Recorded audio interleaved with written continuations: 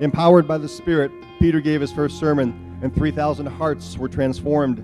Hearing, receiving, and repenting, the young church walked in unity and garnered praise. Peter and John then continued to spread the gospel through preaching and miracles, and the church grew by 5,000. In AD 31, Stephen gave a powerful sermon, and the enraged crowd stoned him, making him the first Christian martyr. Around AD 34, on the road to Damascus, the Lord transformed the heart of Saul, a man who persecuted countless Christians, and Saul became Paul. In AD 44, King Herod Agrippa I executed the Apostle James and had Peter arrested, but an angel rescued Peter, leading him out of the prison. As the believers were scattered because of persecution, the center of operations for Christianity turned from Jerusalem to Antioch, where Paul and Barnabas were sent out on their first missionary journey. On his final missionary journey, Paul traveled through Galatia, Phrygia, and Ephesus, encouraging the disciples in the cities. He then spent 3 months in Greece before traveling to Jerusalem, where he was arrested. Paul is then sent to Rome for trial, but the ship wrecks on the island of Malta. When he finally arrived in Rome, he lived there for 2 years before Nero ordered his beheading. After 28 chapters, the story of Acts comes to an end, yet the story of the gospel didn't stop there. Out of joy, the church multiplied. In AD 80, Christianity spread further to the countries of France and Tunisia.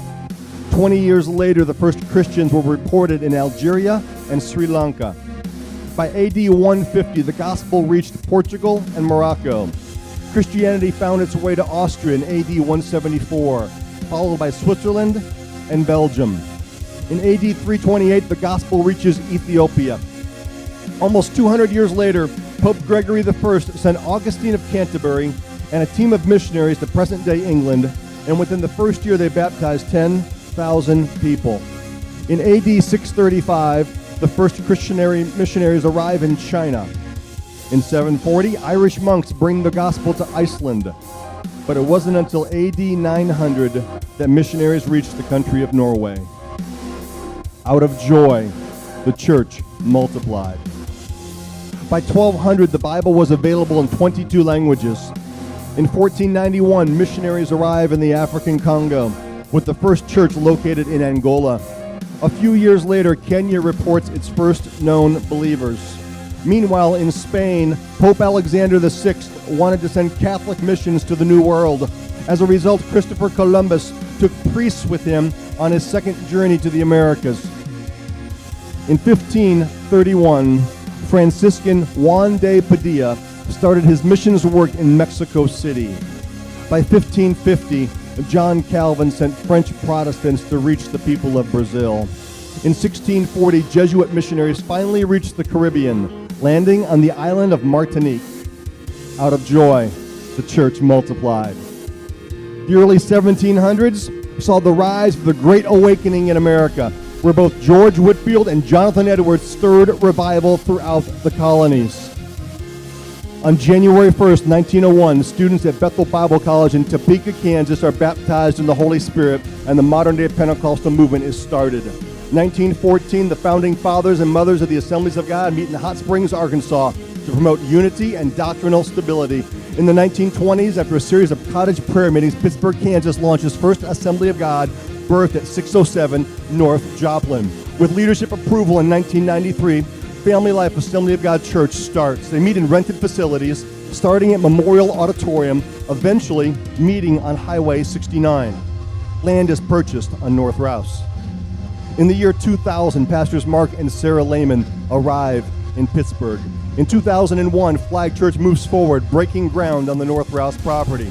On December 7th, 2003, they hold their last service in the rented facility, and they dedicate the facility in February of 2004. A second service on Sunday is added in October. In 2007, a Kids Zone building is dedicated, and a third Sunday morning service is added, and more land is purchased. Funds are starting to be raised in early 2010, and the congregation is bursting at the seams. Ground is broken on a worship center in 2011, and by 2012, the facility is finished. Flag Church goes back to holding only 2 services, And after a joyous dedication, a few months later, they go back to holding 3 Sunday morning services. In 2016, Flag Church continues to move forward, building vertical and horizontal relationships. Church, this morning, can you say this out loud with me? Here we go. I love my church. Can we give it up for Jesus this morning?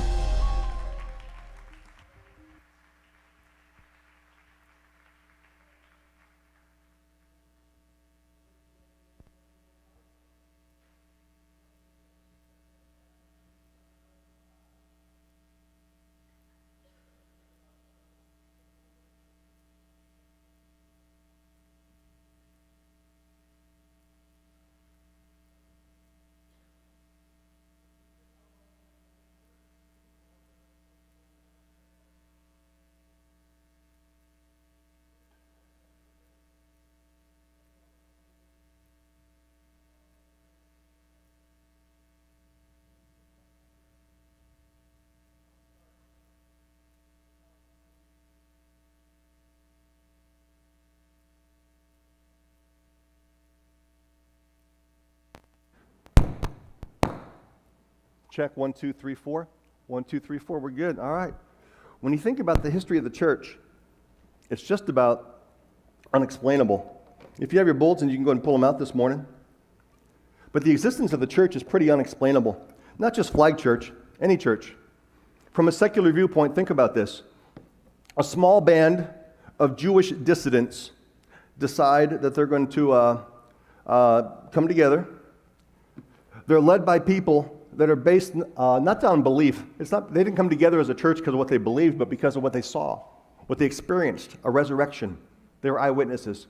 So they defy a superpower, Rome, and a 1,000-year-old religious system. They defy that religious system, and they prevail. And at the center of a movement is this Jewish carpenter guy, whose kingdom wasn't made of things you could touch. He spoke mostly in stories that very few people actually understood. He insisted that people love the Romans, and he insisted that they pay the Romans taxes.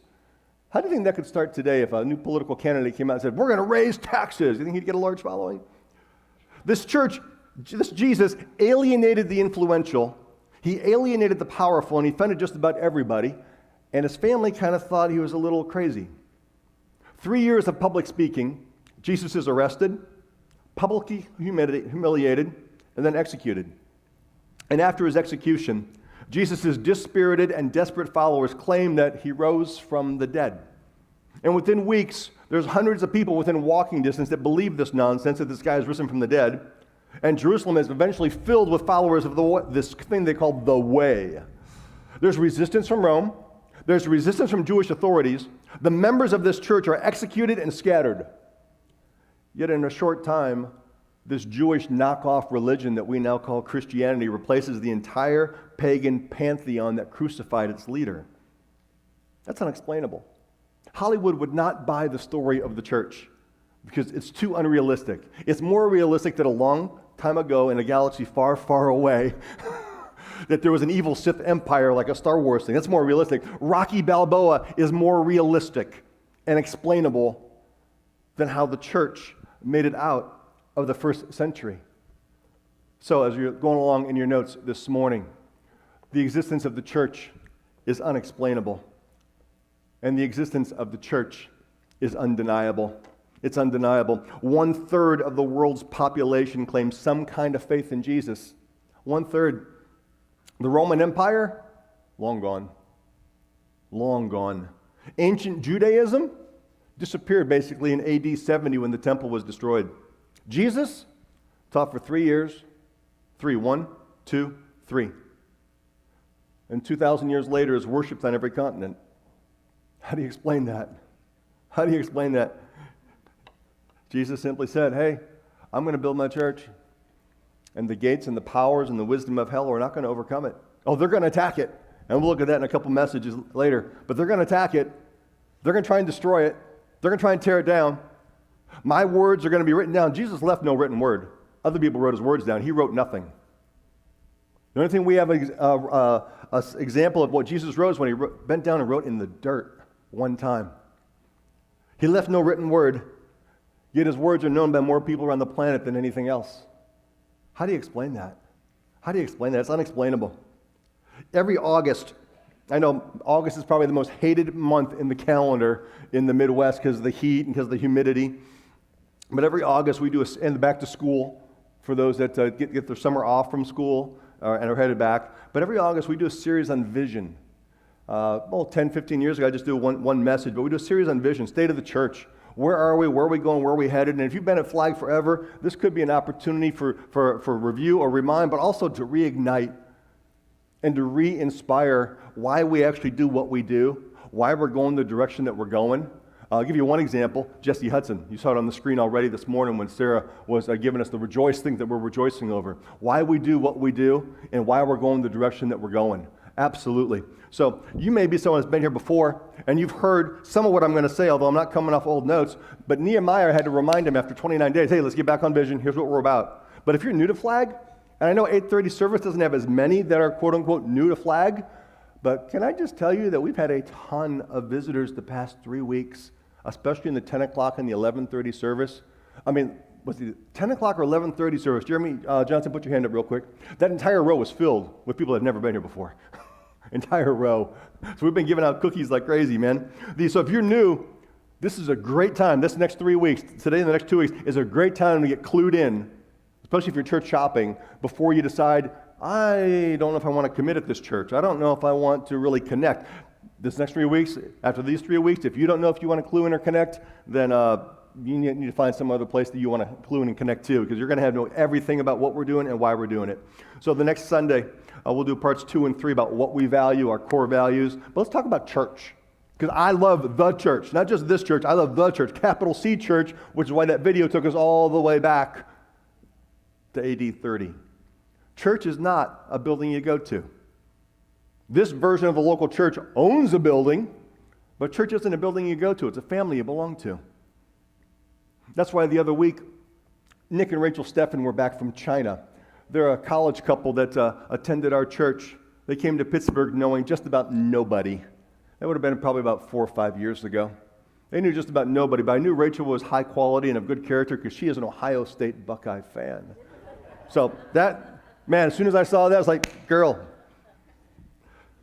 They came back from China. They were back just for a short time, but one of the things they had to do, and he had to explain to his birth family why he was leaving them in Abilene to come down here for a Thursday night life group. Because some of them feel closer than family. Because that kind of relationship, that kind of connection. Church is not a building you go to. It's a family you belong to. And if you want to be in the spot where, hey, just leave me alone. Maybe you're one of those people that go use the self-checkout at Walmart because you want to be left alone. It's like, I'm not checking out myself because it's quicker. I just don't want anyone to talk to me. Church is the wrong place. There was an article in the Wichita newspaper before we left town in Wichita that someone was writing about what they hate about church, and someone said, everyone's trying to talk to me and be nice to me. I just want to be left alone. Well, can you imagine a church that was built around that kind of theme and vision? Hey, Flag Church, the church where nobody talks to you. Flag Church, we'll leave you alone. Now, some people are going, I'd like that. Does that help them move forward in their life? Does that help them dig deeper into despair and depression? I'm totally with you. There's some people in the church, I don't need hugging me 7 times, man. David Adams would send me to the chiropractor. Or some of the football players that we have come. That would be difficult. But when we're talking about church, and we'll be talking about Flag specifically, every church has the same mission. And we'll look over that in just a moment. The same mission. Covenant Harvest is the same mission as First Naz, as Trinity Baptist, as Countryside. The same mission. Jesus gave the mission. It's the mission Jesus gave. We'll look at those scriptures in a moment. But vision. How do you carry it out? What's your methodology? What's your structure? What are you aiming towards? Many of you have been to many different kinds of churches, and this isn't the only way to go ahead and try and reach people the way that we happen to do it. Some churches today are reaching people, and the pastor's got a robe on. You don't even know if he's wearing pants or shorts underneath. You don't want to know. Don't go there. You go into some church. There's some churches that are reaching people and doing great things for God, and there is no bringing a drink in the sanctuary. Is that right or wrong? That's not really for me to decide. That's not the church I lead. That's not the church I attend. We got a missionary guest with us from Lome, Togo, Mark Alexander. I guarantee they do church a little differently in Togo. They probably don't get 3 services done in a span of 5 hours on a Sunday morning. Now, they probably don't do that there. Ivory Coast, they got 1 service in 4.5 hours. What's the right way? There's plenty of ways to do church. The key is not what's right or wrong. The key is what's effective for reaching the mission that the founder gave us, and what's ineffective that needs to be said no to simply because it's not pleasing the founder of the mission. So this won't be a shocker to you if you looked at your notes in terms of what the fill in the blanks are here. I'm not trying to shock you. I'm not trying to trip you up. I'm trying to be very clear, not trying to be profound. We exist to build vertical and horizontal relationships. That's why we exist. If we're not doing that, let's just sell everything and give it to a missionary and send them the money. Let's go home and let's watch the Olympics. Go USA. Jesus said it very plainly and clearly. And I love it because he was answering a question. So it wasn't just, hey, listen up, I want to say this. No, he was answering a question. Hearing that Jesus had silenced the Sadducees, who would have been like the Democrats versus the Pharisees being the Republicans, the Pharisees got together. They're kind of on the same team, Pharisees and Sadducees, but they didn't necessarily always get along. One of them, an expert in the law, tested him with this question: Teacher, what's the greatest commandment in the law? Which would have been something they would have argued about on a regular basis to say, well, no, this one's more important because I keep this one. That one's not that important because I don't keep that one. No. So they ask him that, and Jesus says, love the Lord your God with all your heart, with all your soul, with all your mind. This is the first and greatest commandment. How do we transfer that to how we're trying to operate as a church? Let's get people connected to God. Let's get them connected to Christ. No hidden agenda, and it's not a hidden agenda. When we are giving out hot dogs at the Pitt State games, when we are giving out bottles of water at Little Balkans Days, when we are giving out backpacks, no hidden agenda. We want to get people connected to Christ. Not trying to hide it, and if we go somewhere, I tell them straight up, this is what our goal is. Now, we're not going to sit here and say, get on your knees right now and pray. No. Sometimes it takes some pre-evangelism, especially in our culture. But that's exactly what the goal is. And the second commandment, Jesus said, is like it, which is crazy because the guy didn't ask what the second commandment was. He asked him, what is the best football team in the NFL? He did not say what was number 1 and 2. He said, what is the best? And Jesus says, hey, let me tell you the first one, but the second is just like it. It's pretty much equal. They're tied. They're co-importance. Co-importance. Love your neighbor as yourself. That's a hard one. It might be easier to love God because he doesn't get in our face anytime we fall short, but our neighbor might. All the law and prophets, everything you believe, Mr. Oldtimer that's asking me this question, everything you believe hangs on these 2 words, these 2 commandments. And then one other side verse that goes along with the idea of those relationships is this. Jesus said, go and make disciples of all nations, baptizing them in the name of the Father and of the Son and of the Holy Spirit, and teaching them to obey everything I have commanded you. The first passage I showed you is what most people would call the Great Commandment. This passage here is the Great Commission. Every church that's following Jesus has the same Great Commandment to follow. Every church that claims to be following Jesus has the same Great Commission to follow. How do we phrase that down so if we're sharing with people, we don't have to quote these verses verbatim? We want to build vertical and horizontal relationships. And building's hard. There's no instant. Some of you are old enough to remember, what was it? Was it Lipton Instant Tea? Man, that stuff was so nasty and gross. And then I understand they have instant coffee.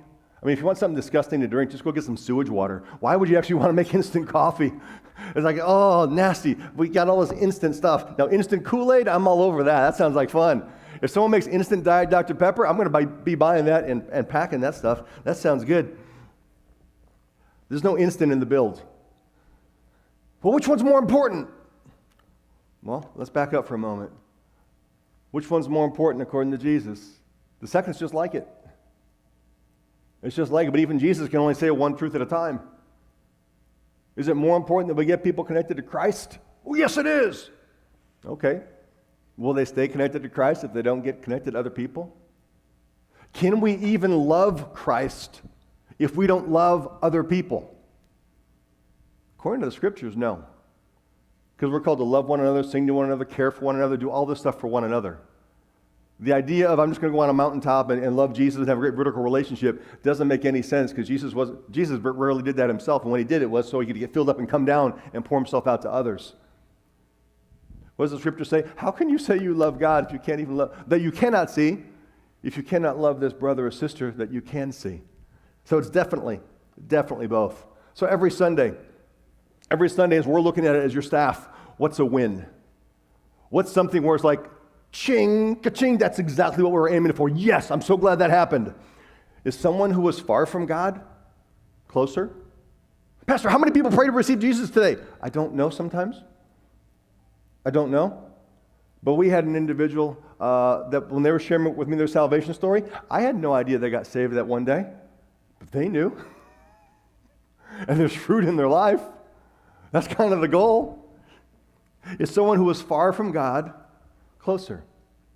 Another win is someone who was far from people, who was alienated, who was disconnected, who was depressed, who was unattached. Do they feel closer to other people now? I'm not going to ask for a show of hands, and please don't, because I don't want to embarrass you. For some of you, this is the only place you get a smile all week.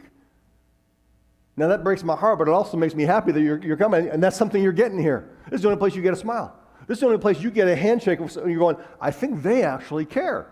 Not sure about my boss, not sure about this, not sure about this family member, but someone actually cares about me here. And they bother to know my name, and they listen to my story some. And that's what makes it a win. That's what makes it awesome. Is someone who's far from people closer. Because the person that's not connected to anybody, they're lonely, which our society, my goodness, we can be lonely in a crowded room. We can be lonely with 5,000 Facebook friends. They're lonely, they're disconnected, they're unattached, they're discouraged, they're depressed. You know what they're getting ready to do? Make the front page of the newspaper in a bad way. In a very bad way. Rarely do you see someone blowing up the paper or blowing up the news for doing bad stuff who has healthy relationships around them. Not perfect, but healthy. So whatever it takes short of sin to reach people. To reach people that no one else is reaching, this church may have to do what no one else is doing. It doesn't mean that because we're doing it it's good or it's right, but it's an experiment and we'll give it a shot. But if we refuse not to do whatever it takes, we'll eventually do nothing at all. And we'll just say, we tried. Let's just hold services that we like and see who God draws in. And that's not what we're called to do. When the Great Commission becomes the Great Omission, we're no longer on mission. And we're called to be on mission and on vision. There's a daily email I get from a guy named Seth Godin. I don't expect that you know who he is. He's a short, brainiac guy that's got goofy glasses and no hair and is into marketing. He's trying to tell people who are salesmen and marketers, hey, here's how you need to think. Well, in one respect, I'm a salesman and a marketer because I'm trying to get people to realize that Jesus is who he says he is and he's worth listening to. He had an amazing quote I wanted to share with you this morning. Does this place exist to maintain and perpetuate the status quo, or am I here and you here to do the work the radical founder had in mind when we started? Because they didn't kill Jesus because he was a nice guy. They didn't kill him because they go, let's have tea, Jesus. No. They killed him because he was a threat. He was a threat to their status quo. Are we willing to go ahead and make sure the decisions that we're making and the ideas that we're chasing and the work that we're doing is to make sure we're accomplishing what a radical founder wanted, as opposed to, hey, what's going to make sure people don't leave? Hey, what's going to make sure that we can go ahead and not rock the boat? Or are we going to move forward? See, when you arrived here, I don't know when that was, but when you arrived here, we existed for you. And there's going to be people showing up today for the very first time. I know that. They told me yesterday that they were going to be for the very first Sunday. And you know what? It's not going to impress them if I remember their name or if I greet them. They expect me to. It'll blow them away if they see other people being friendly to them. It'll blow them away if they see other people serving. It will blow them away when they walk in and they go, this feels like home. Because it's a place to be loved. A place to be loved. So what breaks our heart? I mean, you find out what you care about when you find what breaks your heart. In staff meeting this past Tuesday, we're going through all the cards. Every card you fill out, everyone on staff looks at every single one of those. Every one. And a name popped up. I'm going, hey, I don't know who this person is. Anybody know this name? And then when we went through our reports, which show us, because we're shepherds and we care for people, hey, who's been coming for a long time and we haven't seen for a while because we care. And who's just started coming that we need to make sure we have an idea, and someone on this staff needs to know their face and their name. I mean, if it's a 7-year-old, it's probably Pastor Marissa. If it's someone else, maybe Anthony someone needs to know him. And we looked in the record, and this person had been here 5 straight Sundays. And no one at the table knew her name or face. So we just stopped. This is our staff meeting. We meet in nursery 3 and 4. We just stopped. Said, hold on. Let's see if we can figure this out. And so we stalked her on Facebook. We did. We will go to the ends of the internet to put your name and your face in our hearts. And we now know who Jackie James is. And when she walks in today, I'm going to be called her by name. And it's not because I have a supernatural gift of the Spirit for names. It's because that's the mission and the vision that we're on. And that's why it matters. And you know why she even came the very first time? Probably because she came with her friend, Shay Berger. You know where Shay's husband is right now? Up in the booth serving. Up in the booth serving. So where are we headed? We're trying to reach 1,000 people. That's why when you see that I love my church, that's why the M's in the heart is around the M, because we're trying to reach 1,000 people. In Roman numerals, M means 1,000. Pastor, seriously, this is Pittsburgh, Kansas. There's only 20,000 people in town. Do you really think you're going to get 5% of the entire congregation, entire town coming to one church? Is that even doable? With God, all things are possible. Really? I mean, seriously, are all things possible? Could the Browns win the Super Bowl this year? Is there anyone that thinks the Browns can win the Super Bowl? Thank you, one Ohio guy. Yeah, John. But really? No. It's not going to happen. But we can move towards it. I mean, when I told people I wanted to pastor 1,000 people when I came in 2000, when there was that real fat picture of me on the screen a little bit ago, oh, no way, there's only 30 people there, and you took it down 25 in a week. What if I told you that a church has already reached 1,000 people in Pittsburgh, Kansas? You'd probably go first go, oh, Catholic Church. I go, no, we're not talking about that. It's kind of a different entity altogether in itself. Social, religious, structural, ethnic, everything there. What if I showed you a picture and showed you that a church in Pittsburgh, Kansas already had 1,000 people in attendance? Can we bring the house lights down so they can see this picture, please? And Zeke, you can bring your team up. Just kill the house lights for a moment. Thanks. You can't read the writing on the side, so let me turn that for you. First Methodist Episcopal Church. Yeah, that's a unique combination. It's like having a burger McDonald's. Sunday school. April 11th, 1912. That was Easter. 1,136 people present.